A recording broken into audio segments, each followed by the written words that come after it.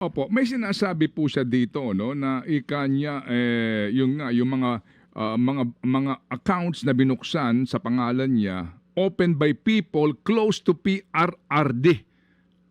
Who are these people, Opo. attorney? Ano po yan tinawagan siya ng PRRD, may nabuksan ng bank account sa pangalan mo sa ganyang mga Mm. bangko, Mhm. papasukan ng pera yan, mag-withdraw ka. Of course, we don't expect PRRD himself to open the bank account. May edad na yon, hindi yon pipila sa bangko para magpabukas. The most logical conclusion is that binuksan to ng mga tao na malapit sa dating Pangulo. Ang sabi sa kanya, may account ka dyan, pumunta ka, mag-withdraw ka. May papasukan ng pera yan. Nasa hinagap niya, dyan Mhm. papasok yung pera for money laundering purposes. So, At Ted, linawin ko lang mm. sabi nga niya, hindi ako nag-a-apply ng mga bank account opening dyan. Pag sinabpi ng mga bank records na yan, wala kang makikita dyan na nag-fill up ako, yung mga Mm. submission ng mga, di ba pag nag-open tayo, di Opo. ba? Marami tayong pinipilapan. Hindi niya raw na-experience yan sa mga bankong yan.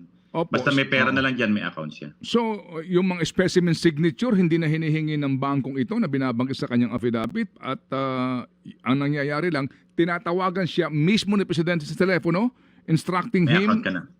to go to the banks. Ganun po? Yes, ganun na nangyayari. Ang sinasabi nga niya, minsan pag magwi-withdraw siya, hindi na siya pumipila katulad natin na uupo pa tayo, may number. Mhm. Mhm. Minsan daw pagdating niya ron naka-ready na yung pera, kukunin niya na lang doon sa manager, tapos i-receive niya. Mhm. Meron pa siyang mga kwento, allegation na nakakita na rin ako ng checkbook niya. Ang recollection niya, pumipirma siya ng mga cheque in blank. Kaya pag may withdrawals doon, pick up na lang ang pick up, withdraw, tapos deliver sa ibang location.